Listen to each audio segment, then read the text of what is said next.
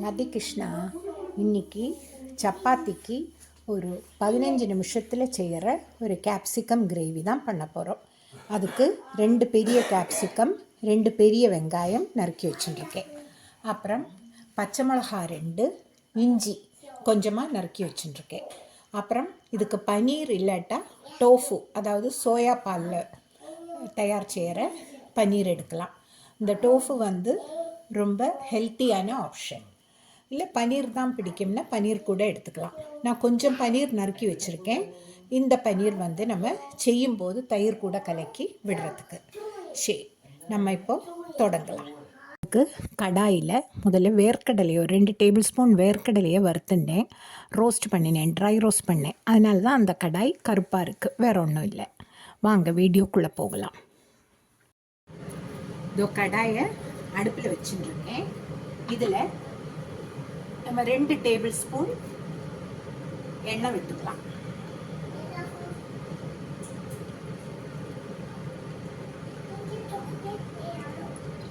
ரெண்டு table spoon எண்ணெய் விட்டுருக்கேன்.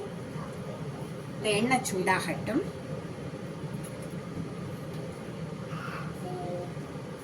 எண்ணெய் சூடாகுது.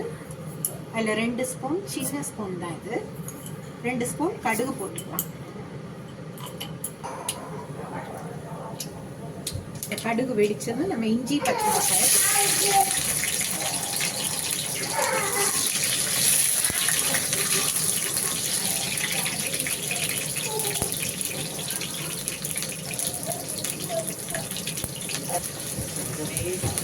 இஞ்சி பச்சை மிளகாயை இஞ்சியை நல்லா வதக்கிக்கலாம்.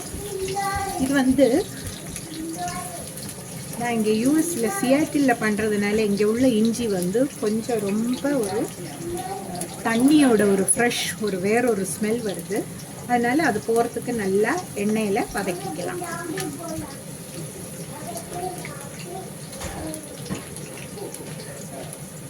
தண்ணியில் நிறைய நேரம் இருந்தால் ஒரு ஸ்மெல் வரும் இல்லையா, அந்த ஸ்மெல் வரும். அதனால் நிறைய நேரம் வதக்கியாச்சு. இதுலேயே வெங்காயம், நறுக்கி வச்ச வெங்காயமும் கேப்சிகத்தையும் போட்டுக்கலாம்.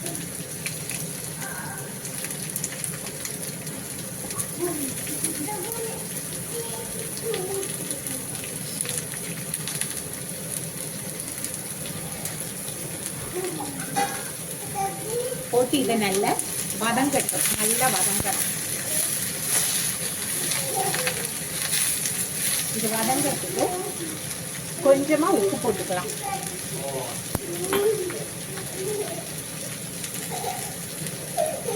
உப்பையும் முதல்ல போட்டோன்னா சட்டுன்னு வதங்கும்.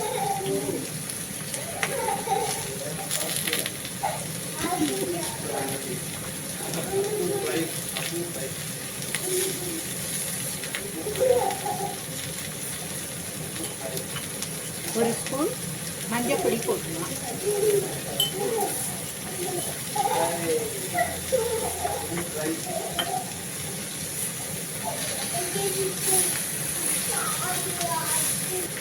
இல்லை தனியா பொடி 2 ஸ்பூன் போட்டுக்கலாம். 3 ஸ்பூன் போட்டுக்கிறேன், ஏன்னா நிறைய இருக்கு இல்லையா, அதனால.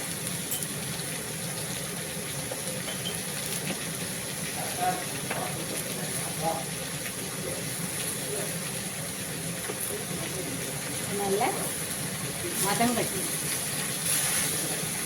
ஜீரக பொடி இருந்தால் போட்டுக்கலாம். என்கிட்ட ஜீரக பொடி இல்லை, அதனால 2 ஸ்பூன் ஜீரகம் போட்டுக்கலாம். அதுக்குள்ள 2 டேபிள் ஸ்பூன் கடலையை 1-2 மிக்சியில் பொடிச்சுட்டு வச்சு வதங்கின்ட்டு இதில் அந்த 2 ஸ்பூன் பொடிச்ச கடலை, வேர்க்கடலையை போட்டுடலாம்.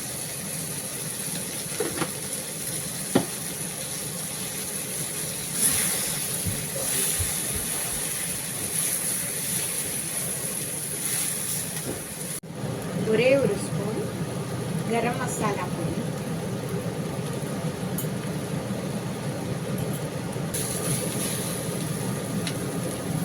இது வதங்கிறதுக்குள்ள நம்ம மிக்ஸி ஜாரில் இந்த பனீரையும் தயிரையும் அரைச்சிட்டு வந்துடலாம்.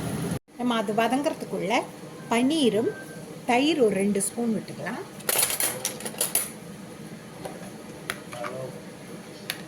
அதை மிக்சியில் ஒரு ஓட்டு ஓட்டின்னு வந்து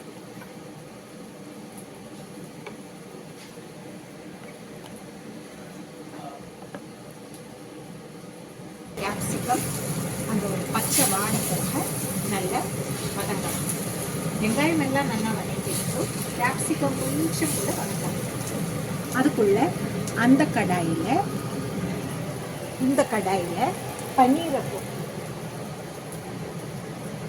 பன்னீர் கொஞ்சம் மேலையாக போடுறதுக்கு அதை கொஞ்சம் வறுத்து போட்டால் நல்லாயிருக்கும் கூட்டுக்கு.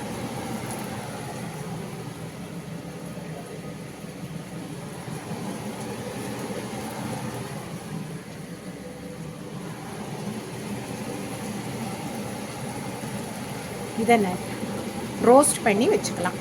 இந்த கூட்டான உடனே இந்த கூட்டில் போட்டுக்கலாம். இப்போ பார்த்தீங்கன்னா இது ரெடி ஆகிடுச்சு.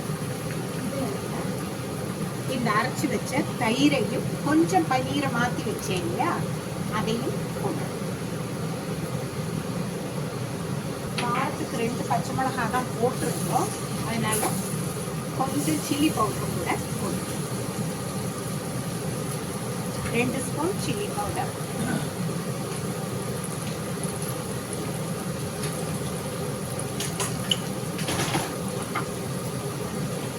ஒரு டீஸ்பூன் தான் இருக்கும், ரொம்ப சின்ன ஸ்பூன், அதனால இதை நல்லா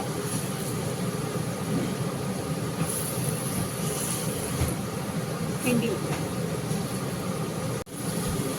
இது நான் அடுப்பு ஆஃப் பண்ணியாச்சு. இந்த பன்னீரை வதக்கி இதில் போட்டாச்சுன்னா நம்ம கூட்டு ரெடி ஆகிடும். அதுக்கு மேலே நான் வீடியோ எடுக்க மறந்துட்டேன். அந்த பன்னீரை இந்த பேனில் கோல்டன் ப்ரௌனாக வறுத்து இந்த கூட்டில் போட்டு அதுக்கு மேலே பச்சை கொத்தமல்லியை போட்டுட்டேன். அவ்வளோதான், நம்ம கூட்டு ரெடி. வாழ்க வளமுடன். நன்றி, வணக்கம்.